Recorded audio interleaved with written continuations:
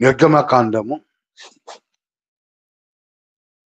25వ అధ్యాయము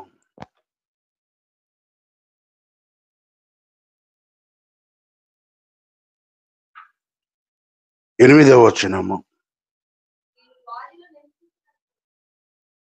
నేను వారిలో నివసించినట్లు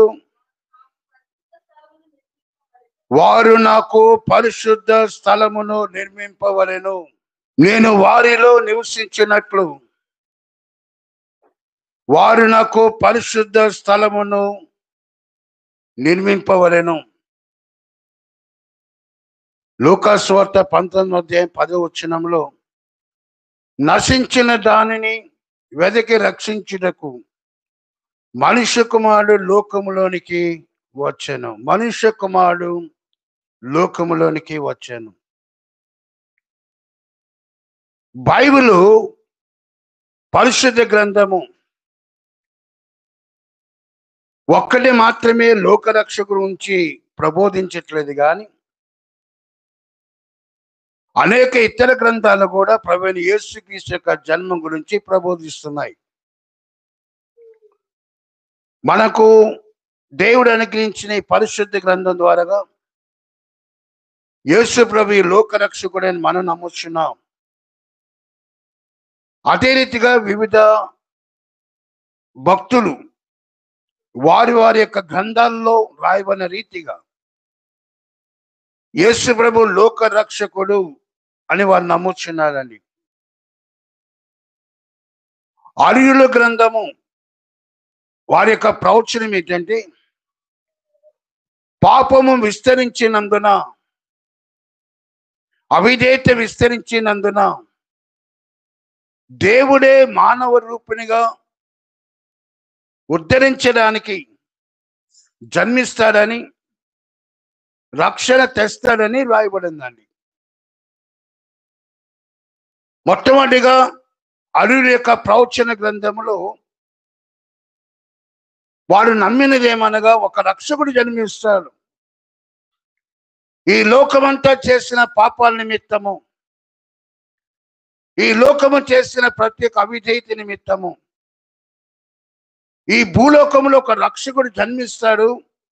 ఆ రక్షకుని ద్వారాగే విమోచన, ఆ రక్షకుని ద్వారాగే రక్షణ మనకు లభిస్తుంది అని వారి యొక్క ప్రవచన గ్రంథాల్లో పొందుపరచబడి ఉందండి. రెండవదిగా పారసీకుల యొక్క గ్రంథం.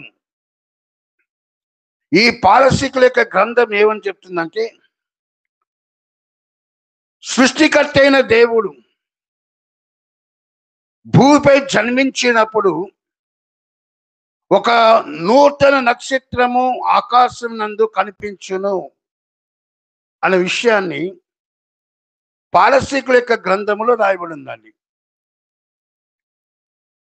ఈ సృష్టిని సృజించిన దేవుడు జన్మము వెనుక ఆకాశంలో ఒక నక్షత్రం ప్రకాశవంతంగా ఒక నూతన నక్షత్రం వెలుస్తుంది. ఆ నక్షత్రం వెళ్తే ఎప్పుడైతే వెలుస్తుందో దాన్ని బట్టి మనం అర్థం చేసుకోవచ్చు ఈ లోకరక్షకుడు జన్మించాడని అని వారి యొక్క గ్రంథము తెలియజేస్తుందండి. మూడవదిగా చైనా దేశమే వారి యొక్క ప్రవచనం ఏం చెప్తుందంటే, పశ్చిమ పడమటనున్న దేశం నందు పరిశుద్ధుడు జన్మిస్తాడు. ఆ పరిశుద్ధుడు నానా విధాల బాధలకు గురై అనేకమైన శ్రమలు పొంది ఆయన రక్షణ మార్గమును బోధించి ఆయన మరణించి తిరిగి పునరుత్థానంగా లేపబడతాడు అని చైనీయుల యొక్క ప్రవచన గ్రంథంలో రాయబడిందండి. ఇది ప్రభువైన యేసుక్రీస్తులో నెరవేరినట్టుగా మనం చూస్తున్నాం. మనము యూదుల యొక్క గ్రంథంలో మనం చూసినప్పుడు యెషయా గ్రంథము 7వ అధ్యాయము 14వ వచనంలో ఒక సూచన మీకు చూపిస్తున్నాను. ఇదిగో కన్యక గర్భవతి కుమారుని కనును, ఆయనకు ఇమ్మానుయేలు అని పేరు పెట్టెదవు. ఇది యూదుల యొక్క ప్రవచనం అండి. అంటే ఇవన్నీ కూడా, ఈ గ్రంథాలన్నీ కూడా ఒకే ఒక వ్యక్తి గురించి ప్రబోధిస్తున్నాయి. ఆయన ప్రభువైన యేసుక్రీస్తు. దేవుని యొక్క నామానికి మహిమ కలుగును గాక. హల్లెలూయా. ఆ యేసుక్రీస్తు యొక్క జన్మ గురించి వీరందరూ రాస్తున్నారండి. పరవస్తు సూర్యనారాయణ గారు ఎంతమంది తెలుసు నాకు తెలియదు కానీ, వారి యొక్క తండ్రి గారు బ్రాహ్మణులో పీఠాధిపతి అండి. పరవస్తు సూర్యనారాయణ గారు దేవునికి అవిధేయుడిగా జీవించాడు. పరిశుద్ధ గ్రంథం అంటే ఇష్టం ఉండదండి. క్రైస్తవులు అంటే ఇష్టం ఉండదు. క్రైస్తవ సమాజాన్ని తృణీకరించిన వ్యక్తి పరవస్తు సూర్యనారాయణ గారు. కానీ ఒకసారి ఆయన చదువుతున్నప్పుడు అపుత్రస్య గతిన్నాస్తి అన్న పదము సాంస్క్రిట్లో చూశాడటండి. అంటే దాని యొక్క పుత్రులు లేని వారికి గతులు లేవు అని అర్థం వచ్చే పదాన్ని ఆయన కనుగొన్నాడు. ఇది ఎక్కడ ఉందని చెప్పి పరిశోధించినప్పుడు ఆయనకు యెషయా గ్రంథము 7వ అధ్యాయం 14వ వచనములో, ఇదిగో కన్యక గర్భవతి కుమారుని కనును, ఆయనకి ఇమ్మానుయేల్ అని పేరు పెట్టదు అనే ఒక వాక్య భాగము టచ్ అయిందండి. దాంతో పరవస్తు సూర్యనారాయణ గారు కుటుంబాన్ని అంతటి కూడా వ్యతిరేకించి, మీరందరూ అబద్ధాలు చెప్తున్నారు, అసలు ఇక పుత్రుడు లేని వారికి గతులు లేవు అనే ఒక పదము మనం చూస్తున్నాం కదా, ఆ పుత్రుడు ప్రభువైన యేసుక్రీస్తే అనేక పరవస్తు సూర్యనారాయణ గారు ఆ నాటి నుంచి ఈ నాటి వరకు ప్రభువైన యేసుక్రీస్తు నుంచి ప్రకటిస్తున్న మహాభక్తుడిగా మారిపోయాడండి. ఈ రాత్రి ఎందుకు ఈ మాటలు చెప్తున్నానంటే, మనకు తెలియాలి యేసుక్రీస్తు యొక్క జన్మము వెనుక ఉన్న మర్మము. ప్రతి వారి యొక్క జన్మ వెనుక ఒక మర్మం ఉంటుందండి. మన జన్మ వెనుకున్న మర్మం మనం ఎరగాలి. యేసుక్రీస్తు యొక్క జన్మ వెనుకున్న మర్మం ఏమనగా, ఈ లోక రక్షకుడు గౌతమ్ బుద్ధుడి గారు కూడా ఆయన ఏమంటున్నారంటే, నేను మరణమైన తర్వాత 500 సంవత్సరాలకు ఒక రక్షకుడు జన్మిస్తాడు. ఆయన నా వంటి బౌద్ధుల కొరకు కాదు కానీ మానవుల మీదే పునాది వేస్తాడు. ఆయనను మాత్రమే మీరు నమ్ముకోవాలని చెప్పి ఈ యొక్క గౌతమ బుద్ధుడు చెప్తున్నాడండి. 500 సంవత్సరాల తర్వాత ఒక లోక రక్షకుడు జన్మిస్తానని గౌతమ బుద్ధుడు చెప్పినట్టుగా మనం చూస్తున్నాం. అంటే అనేకమైన యొక్క గ్రంథాలలో పొందుపరిచిన వాడు మన తండ్రి అయిన దేవుడు యేసయ్య. ఈరోజు ఆ యొక్క యేసు నామాన్ని మనం ఏ రీతిగా కొలుస్తున్నాం, ఆ యేసు నామములో మనం ఎలా మనము నడుస్తున్నాం. మోషే గారి ద్వారా దేవుడు రాయించిన లాలో 5 ఖండాలు రాశాడండి. ఆది ఖండము, నిర్గమ ఖండము, లేవి ఖండము, సంఖ్య ఖండము, ద్వితీయ దేశ ఖండం. ఇవన్నీ కూడా మోషే గారి ద్వారా రాయబడిన ఖండాలు. ఈ మోషే గారి ద్వారా రాయబడిన ఖండములలో అక్కడ రాస్తున్నాడు నిర్గమ ఖండములో 25వ అధ్యాయము 8వ వచనములో, నేను వారిలో నివసించినట్లు వారు నా కొరకు పరిశుద్ధ స్థలమును నిర్మించవలెను. అంటే తండ్రి అయిన దేవుడు ఆయనకి ఎక్కడ కూడా స్థలము లేదు. అందుకే యేసులో అంటారు, మనుషులకు ఏమనేమో నక్కలకు బొరియలను ఆకాశ పక్షుల నివాసం కలవు, కానీ మనిషికి నివసించడానికి స్థలమే లేదు. ఆ స్థలము నీ హృదయమే ఉండాలి.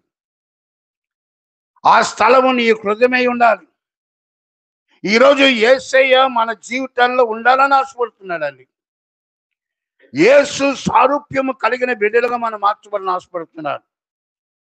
క్రీస్తు యొక్క జన్మము ఈరోజు క్రిస్మస్ వేడుక చేసుకున్న మన అందరం కూడా ఒక ప్రశ్న వేసుకోవాలి, యేసయ్య నాలో జన్మించాడా?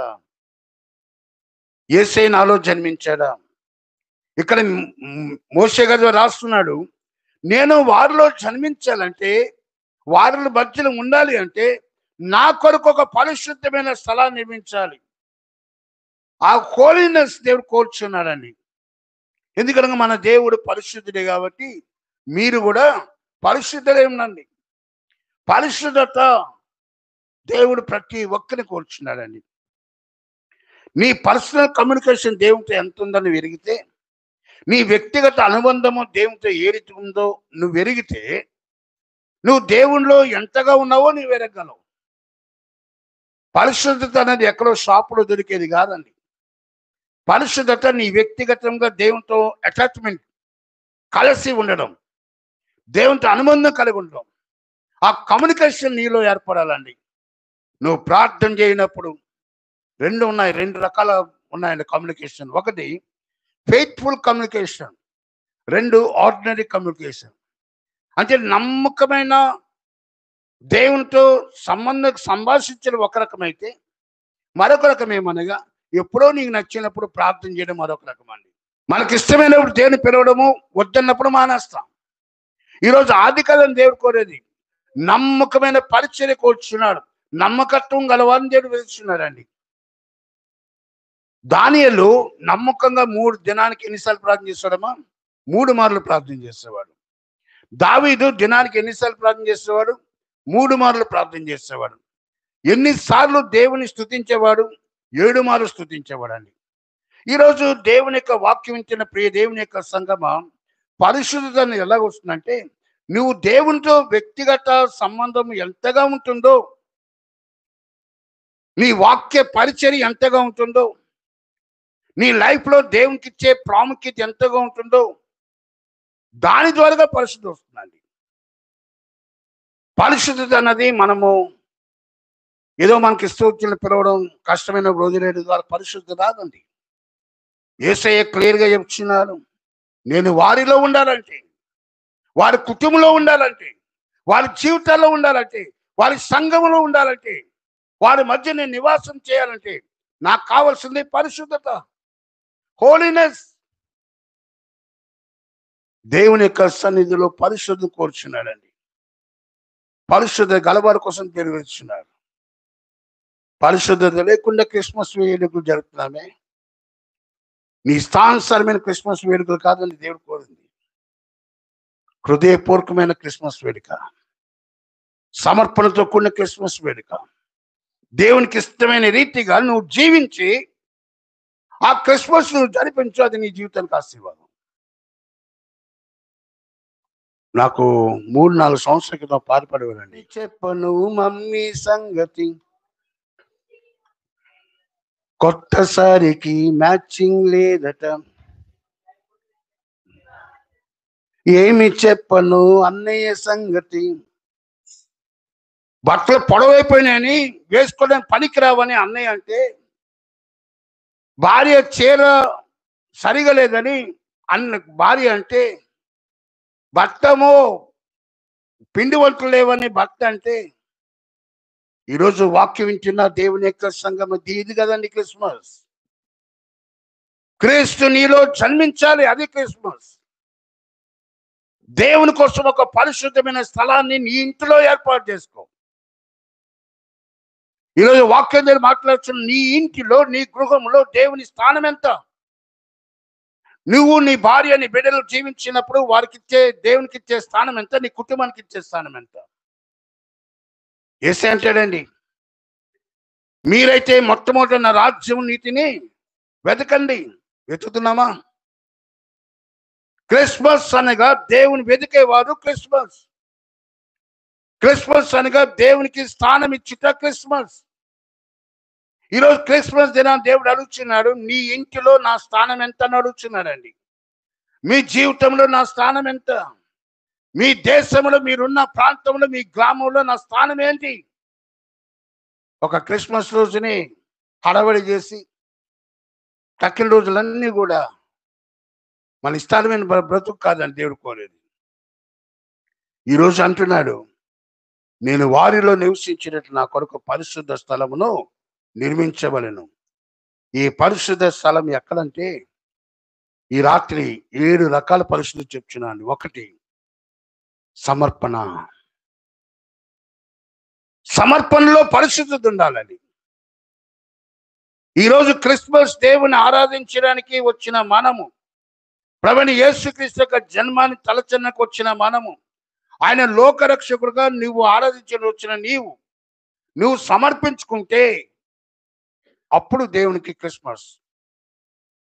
అందుకే అపోస్తలుడైన పౌలు అంటాడు, కాబట్టి సహోదరులారా, పరిశుద్ధంలో దేవునికి అనుకూలమైనా సజీవ యాగంగా మిమ్మల్ని మీరు ఆయనకు సమర్పించుకోండి. సమర్పణతో ఉందండి. నేను చాలాసార్లు అడుగుతుంటానండి, ఆలయానికి వచ్చినప్పుడు ఎంతమంది ప్రార్థన చేసుకొని వస్తున్నారు? ఈరోజు అడుగుతున్న ప్రశ్న, ఎంతమంది వాత్సల్య సర్వీస్కి వచ్చినప్పుడు ప్రార్థన పూర్వకంగా వచ్చారండి? ఈ క్రిస్మస్ యొక్క వేడుక జరుపుకోవడానికి ఎందరూ సిద్ధపాటు మనసుతో వచ్చిన్నారండి? ఎంతమంది సమర్పణతో వచ్చిన్నారు? సమర్పణ లేకుండా క్రిస్మస్ లేదండి. దేవునికి అప్పగింత లేకుండా క్రిస్మస్ లేదు. నేను మీ యొక్క మధ్యకాలంలో అంతా కూడా ఒక కుటుంబాన్ని మీకు జ్ఞాపం చేస్తూ వస్తున్నాను. యోబు కుటుంబాన్ని జ్ఞాపం చేస్తూ వస్తున్నా అండి. యోబు యొక్క జీవితం వారి విందులో పూర్తి కాగా తన బిడ్డలో పాపం చేసి దేవుని కనుకను కోల్పోయామని వారి నిమిత్తము దహనమని నర్పించు వచ్చాను. అలాగే నిత్యమో చేయించున్నాను.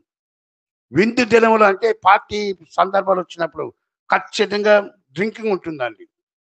ఒకవేళ యోబు బిడ్డలు త్రాగి దేవుని దూషిస్తారేమో, యోబు బిడ్డలు త్రాగి దేవుని అవమానపరుస్తారేమో, యోబు బిడ్డలు త్రాగి దేవుని యొక్క నామాన్ని విమర్శిస్తారేమో అని భయపడి ప్రతి ఒక్కరి నిమిత్తం బలులు అర్పిస్తూ వారి నిమిత్తం ప్రార్థన చేర్చి వచ్చారటండి. ఈరోజు నేను అడుగుతున్న ప్రశ్న, ఎంతమంది పేరెంట్స్ మీ కుటుంబం దేవునికి సమర్పిస్తున్నారండి? సమర్పిస్తున్నారా? ప్రతిరోజు బిడ్డల కోసం ప్రార్థన చేస్తున్నారమ్మా? మీకు అనుగ్రహించిన మీ సంతానం కోసం దేవుని సన్నిధిలో మొరపెడుతున్నారా? క్రీస్తు వారిలో జన్మించాలంటే నీ సమర్పణ ఏది? క్రీస్తు మన బిడ్డలో జన్మించడానికి మన బిడ్డల పట్ల మనము మొట్టమొదటి యాజకులం మనమేనండి. ఫస్ట్ మనమే యాజకులము. మన బిడ్డల కోసం మనమే ప్రార్థన చేయవారు ఉండాలి. ప్రార్థన చేయము. తొలిజాములు ఇచ్చి నీ బిడ్డల కొరకు అంగలార్చమని దేవుని యొక్క వాక్యం చెప్తుంటే ఎంతమంది అంగలార్చేవారు ఉన్నారండి? సమర్పణ లేకుండా క్రిస్మస్ కాదండి. రెండోది సంపూర్ణత, ఫుల్నెస్ అండి. హాఫ్నెస్ కాదు దేవుడు కోరేది. 50-50 కాదు దేవుడు కోరేది. సగం కాదండి దేవుడు కోరేది. నేను సగం నా జాబ్కి ఇస్తాను, సగం నేను దేవునికి ఇస్తాను అది కాదు దేవుడు కోరేది. సగం నా వ్యాపారానికి ఇస్తాను, సగం దేవునికి ఇస్తాను కాదు దేవుడు కోరేది. నీకు నువ్వుగా దేవునికి సంపూర్ణంగా సమర్పించుకొని దేవుని ఆరాధించు. అట్టి క్రిస్మస్ దేవునికి అనుకూలమైన క్రిస్మస్ అండి. చెప్పడం చాలా ఈజీ అండి, లైఫ్లో చాలా కష్టం. ఈరోజు సంపూర్ణత లేని వారంగా ఉన్నామండి. ఫుల్నెస్ అనేది దేవుడు కోరుచున్నాడండి. ఆ ఫుల్నెస్ కోసం దేవుడు ఆశపడుచున్నాడు. అబ్రాహాము గారికి దేవుడు ఫుల్నెస్ కోసం దేవుడు ఆశపడుతున్నాడు. అందుకే అబ్రాహాము గారికి 100 సంవత్సరాలు వచ్చిన తర్వాత పరీక్ష పెట్టాడండి. అబ్రాహాంకి 100 సంవత్సరాలు పరీక్ష పెట్టాడు. అబ్రాహ్మా, నీ ఒక్కడే ఉన్నా నీ కొడుకు, నువ్వు ప్రేమించి ఇస్సాకును తీసుకెళ్ళి బలిచ్చమన్నాడండి. 100 సంవత్సరాలకి బిడ్డ పుడితే ఆ బిడ్డను తీసుకెళ్ళి బలి మన దేవుడు అడుగుతున్నాడండి. మనం అంటాం దేవుని కసాయివాడు అంటాం, కానీ అబ్రాహాము అది నీతిగా ఎంచాడండి. నా దేవుడు ఈ 100 సంవత్సరాలు అడుగుతున్నాడు అంటే నాలో ఎక్కడో లోపం కనుగొన్నా. నా దేవుళ్ళు నేను ఎక్కడో పొరపాటు చేశాను. నా కొడుకును ఎక్కువగా ప్రేమిస్తున్నానా, నా దేవుని ఎక్కువగా ప్రేమిస్తున్నానా, నాకు పరీక్ష పెడుతున్నా నా దేవుడు. అంటే నా కొడుకు పట్ల నేను సంపూర్ణత కలిగి ఉన్నానా, నా దేవుని పట్ల నేను సంపూర్ణత కలిగి ఉన్నానా అని దేవుడు పరీక్ష పెడుతున్నాడు. ఈ పరీక్షలో నా దేవుని ప్రేమిస్తాను నేను నిరూపిస్తానన్నాడండి. అందుకే అన్నాడు, మీరు ఎక్కడ ఉండండి, నేను నా కొడుకు వెళ్ళి బలర్పించి తిరిగి వస్తాం. వస్తాను అనలేదండి, వస్తాము అన్నాడు ఆయన. కొడుకు అడుగుతాను, ఆయన కట్టెలు ఉన్నాయి, కత్తి ఉంది, అన్నీ ఉన్నాయి, అర్పణేదండి, గొడిపిలేదు నాయన అంటే నువ్వే గొడిపిలేవు అని చెప్పి కొడుకు చెప్పలేదు, కానీ దేవుడు చూసుకుంటున్నాడండి. ఆయన టెస్టింగ్లో పాస్ అయ్యాడండి అబ్రహాం. ఈరోజు దేవుడు మన పరీక్ష పెడితే పరీక్షల్లో మనం విజయం సాధిస్తామా? క్రిస్మస్ వేడుకను జరుపుకుంటున్న మనము నిండు మనసుతో యేసయ్య నాలో జన్మించిన ఆయన చెప్తున్నారండి. నిండు మనసుతో క్రిస్మస్ అనగా క్రీస్తును ఆరాధించుట, క్రైస్ట్ మాస్, క్రీస్తును ఆరాధించుట. ఆ క్రీస్తుని ఆరాధించే విషయంలో మనం ఎలాగున్నామండి? నీ ఇంటిలో స్థానం ఉందా? నీ జీవితంలో స్థానం ఉందా? నీ బిడ్డల జీవితంలో స్థానం ఉందా? ఒకవేళ స్థానం అంటే ఏంటని ఎలా పలుచుకుంటాం మనం? మనం ఎలాగున్నాం అన్నది ఆలోచించండి ఒకసారి. ఒక క్రిస్మస్ దినాన దేవునికి ఇవ్వాల్సిన ఈ యొక్క వాక్సినరీ సర్వీస్‌లో మనం ఎలాగున్నారో మనం పరీక్షించుకోవాలండి. మూడోది, సమాధానములో పరిశుద్ధత ఎక్కువొచ్చినాడండి. కుటుంబంలో సమాధానం కలిగి నువ్వు క్రిస్మస్ వేడుక చెయ్యి. సమాధానం కలిగిన క్రిస్మస్‌లో రా.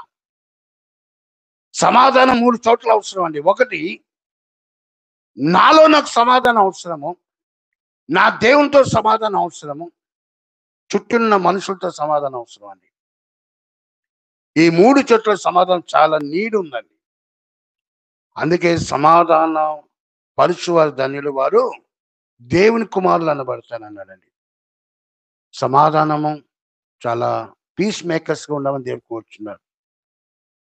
మనము సమాధానం లేని వరకు ఉన్నామండి. క్రిస్మస్ వేడుకలు జరుపుతాం కానీ ఈరోజు చాలా ఆనందంగా నవ్వు మొఖాలు పెట్టుకొని ఉంటామండి. కానీ రేపటి దినం నుంచి మళ్ళీ యాజ్ ఇట్ ఈజ్. ముందు ఎలాగున్నామో అలాగే ఉంటామండి. అది కాదు దేవుడు కోరేది. క్రీస్తు నిజంగా నీలో జన్మిస్తే నీలో సంపూర్ణమైన ఆ యొక్క పీస్ ఆఫ్ మైండ్ వస్తుందండి. ఆ సమాధానం నీలో వచ్చినప్పుడే అది నిజమైన క్రిస్మస్. మరొకటి ఏమనగా క్యారెక్టర్, ప్రవర్తన. నీ ప్రవర్తనలో పరిశుద్ధత అవసరం అండి. ఒకసారి సౌలు గారితో దావీదు మాట్లాడుచున్నాడండి. సౌలు గారు పెద్దాయన, దావీదు యవనస్తుడు. ఈ చిన్నవాడైన దావీదు సౌలు గారితో మాట్లాడుతున్నప్పుడు మధ్యలో ఉన్న యువరాజు మనసు దావీదు మనసుతో కలిసిపోయిందటండి. మీకు అర్థమైందా? దావీదు సౌలు గారితో మాట్లాడుతున్నప్పుడు యువరాజు మనసు దావీదు మనసుతో కలిసిపోయాను. అంటే దావీదు యొక్క మాట, దావీదు యొక్క ప్రవర్తన, దావీదు యొక్క సుబుద్ధి ఎలాగుందని మనం ఆలోచించాలండి. దావీదు సౌలు గారితో మాట్లాడుతున్నప్పుడు యోనాతాను మనసు దావీదు మనసుతో కలిసిపోయాను. ఈరోజు నువ్వు దేవునితో మాట్లాడుతున్నప్పుడు దేవునితో నీకు మనసు కలుస్తుందా? మనం ప్రార్థన చేసినప్పుడు మన మనసు దేవుని మనసు కలిసి ప్రార్థన చేస్తున్నామండి? లేక మనకు మనమే ప్రార్థన చేసుకున్నామా? లేక దేవుని యొక్క మనస్సు కలిసి మనం ప్రార్థన చేస్తున్నామా? మనస్సు కలవకుండా, దేవునితో మనసు కలుపుకోకుండా మన ప్రార్థన కాదండి అది. మనకు మనం మొరపెట్టుకోవడం తప్ప దానికి ఎటువంటి రెస్పాన్స్ దేవుడు ఇవ్వడు. దేవుడు ప్రార్థన ఆలకించేవాడు కాబట్టి ప్రార్థించిన పౌలు గారు అంటాడండి, ఉచ్చరింప సఖ్యాన్ని మూలుగులతో మన పక్షాన విజ్ఞాపన చేస్తాడు. ఎవరు? పరిశుద్ధాత్మ దేవుడు. అంటే నువ్వేమి ప్రార్థన చేయాలి? ప్రభువా, మీరు నాలో జన్మించాలయ్యా, మీరు నాలో ఉండి ప్రార్థించండి అయ్యా, మీరు నేను కలిసి ప్రార్థించినప్పుడే అది ధన్యకరమైన ప్రార్థన, అది ఆశ్చర్యకరమైన ప్రార్థన. అందుకే ప్రార్థన చేసిన ఎప్పుడు కూడా మనం మాట్లాడడానికి ఇష్టపడకూడదని మోకరించి, ప్రభువా నీ చిత్తం నాయన, నువ్వు వాడుకున్నాను. దేవునికి సరెండర్ అయిపోవాలండి. దేవునికి లొంగిపోవాలి. దేవునికి ఏకాంత స్థలం ఏర్పాటు చేయి. దేవునికి పరిశుద్ధమైన దేవునికి, నాయన నువ్వు నాలోనికి రా, నాయన నాలోనికి రా. ఆ ప్రార్థన ఆశ్చర్యకరమైన ప్రార్థన అండి. ఆ ప్రార్థన ధన్యకరమైన ప్రార్థన. నువ్వు ఎప్పుడైతే సరెండర్ అయిపోతావో, ఎప్పుడైతే సమర్పించుకుంటావో, ఎప్పుడైతే దేవుని యొక్క సన్నిధిలో సంపూర్ణ కొరకు ప్రయాసపడతావో, టోటల్గా మన జీవితంలో మార్పు వచ్చేస్తుందండి. యాకోబు యెబ్బూకు ఏం చేశాడండి? ప్రత్యేకించుకున్నాడు. కుటుంబం నుంచి సెపరేట్ అయిపోయాడండి. భార్య బిడ్డలు అందరినీ పంపిస్తాడు, ఎవరిని ఉంచుకోలేదండి. ఈ రాత్రి నా దేవునితో నేను మాట్లాడే అవకాశం వచ్చింది. ఈ రాత్రి నేను నా దేవుడు తేలిపోవాలి. నాకు శాంతి లేదు, సమాధానం లేదు, నెమ్మది లేదు. నాలో నిజంగా నాకు ఆనందం పొందాలని ఆశపడుతున్నా కానీ ఆనందం లేకుండా జీవిస్తున్నానని చెప్పి యాకోబు దేవుని సన్నిధిలో ప్రార్థన చేశాడండి. దేవుని దగ్గర సరెండర్ అయిపోయాడండి. ప్రభు, నీకు నేను ఫైట్ చేయలేను ఆయన, ఇంకా నేను పరిగెత్తలేను తండ్రి. పరిగెత్తాను, చాలా సంవత్సరాలు పరిగెత్తాను, నా వయసు అయిపోయింది ఆయన. ఇప్పటికైనా సరే నా జీవితాన్ని మార్చు, నా బ్రతుకుని మార్చని సమర్పించుకున్నాడు కాబట్టి ఇక నుంచి నీ పేరు యాకోబు అనబడింది. ఇక నుంచి నీ పేరు ఇజ్రాయేల్. ఇజ్రా పోరాటము ఏలంటే దేవునితో పోరాడి గెలిచిన వాడు ఇజ్రాయేల్ అండి. ఈరోజు ప్రవర్తనలో మార్పు రావాలి, సమర్పణలో మార్పు రావాలి, దేవుని యొక్క సన్నిధిలో సంపూర్ణతలో మార్పు రావాలి, నీ భక్తిలో మార్పు రావాలండి. నీ భక్తిలో అంటే మనం భక్తులం అండి. భూమి మీద ఉన్న భక్తులు శ్రేష్ఠులు, వాళ్ళు నాకు ఇష్టలు. నువ్వు ఇష్టడుగా మారాలంటే నీ భక్తి దైవికంగా ఉండాలండి. భక్తి చేయడము అందరికీ రాదండి, కొందరికి వస్తుంది. ఈరోజు నేను వారిలో నివసించినట్లు వారు నా కొరకు పరిశుద్ధమైన స్థలాన్ని ఏర్పాటు చేయండి. లాస్ట్ అండ్ ఫైనల్గా స్థిరత్వంలో మార్పు రావాలండి. కదలని వాడిగా ఉండాలి. అందుకే కీర్తనలు అంటారు, యెహోవాయందు నమ్మకించువారు కదలక నిత్యం నిలుచు సియోను కొండవలు ఉంటారు. కదలేవారు ఎందుకు కదలరు అంటే వారి ముఖములు ఎప్పుడు కూడా దేవుని వైపే చూస్తాయండి. వారి ముఖములు ఎప్పుడు దేవుని వైపే చూస్తాయి. ఎందుకు కదలరు అంటే వారు ఎప్పుడు దేవుని స్తుతించడానికే ఉంటారు. ఎందుకు కదలరు అంటే వారి యొక్క స్వరములు ఎత్తని మాట కాకుండా చేతులు ప్రార్థించడానికి చేతులతో ప్రార్థన చేస్తారండి. నువ్వు ప్రార్థించేవాడిగా ఉండాలి, నువ్వు స్తుతించేవాడిగా ఉండాలి, ప్రతి విషయంలో దేవుని మీద ఆధారపడి ఉండాలి. అప్పుడు ఎప్పుడైతే ఈ యొక్క క్వాలిటీస్, ఈ లక్షణాలు కలిగి ఉంటాయో అప్పుడు దేవుడు నీలో జన్మించాలని అర్థం అండి. అందుకే అంటున్నాడు, నేను వారిలో నివసించినట్లు నా కొరకు పరిశుద్ధ స్థలమును ఏర్పాటు చేయండి, నిర్మించండి. ఈ రాత్రి దేవుడు మనలో ఉండాలని ఆశపడుతున్నాడండి. మన జీవితంలో ఉండాలని ఆశపడుతున్నాడు, మన ఇంటిలో ఉండాలని ఆశపడుతున్నాడు, మన గ్రామంలో ఉండాలని ఆశపడుతున్నాడు, మన దేశంలో ఉండాలని ఆశపడుతున్నాడు. రియల్ క్రిస్మస్ అనగా క్రీస్తును కలిగిన వాడే రియల్ క్రిస్మస్ అండి. క్రీస్తు లేకుండా నువ్వు ఎంత క్రిస్మస్ చేసినా సరే అది ఆశీర్వాదం కాదు, అది ధన్యత కాదండి. లోకరీతిగా ఈ రోజుల్లో జరిగే క్రిస్మస్ వేడుక, వన్స్ అపాన్ టైం జరిగిన క్రిస్మస్ వేడుకను మన పరిశుద్ధంగా చూస్తున్నాం. ఎంత పరిశుద్ధంగా ఉందో, ఎంత పవిత్రంగా ఉందో. నేటి యొక్క క్రిస్మస్ వేడుకలు చూస్తున్నాం, ఎంత అపవిత్రత కలిగి ఉందో. ఈ రెండింటిని టాలెంట్ చేసుకొని మనం మధ్యలో ఉన్నామండి. ఏది నువ్వు కావాలని కోరుతున్నావో నీకు నువ్వుగా పరీక్షించుకొని ఆ పరిశుద్ధులైన దేవుణ్ణి ఆహ్వానిస్తూ, ప్రభా గత సంవత్సరం 24 సంవత్సరం ఒకవేళ నాలో ఎక్కడైనా లోపం ఉందామో, నేను ఎక్కడైనా నీకు సమర్పణ లేకుండా ఉన్నామో, ఈ రాత్రి నన్ను నేను సమర్పించుకుంటున్నానయ్యా. నాలో మీరు జన్మించండి, నా కుటుంబంలో మీరు జన్మించండి, నా బిడ్డల జీవితంలో జన్మించండి అని దేవుని ఆహ్వానిస్తే ఈ రాత్రి నేను ఒక మహిమ గల బిడ్డగా, ఒక ఆశ్రయం బిడ్డగా దేవుడు నేను మారుస్తాను. నటి జీవితం ఆశ్చర్యం దేవుడు మనందరికీ కలిగించి నడిపించును గాక. ఆమేన్.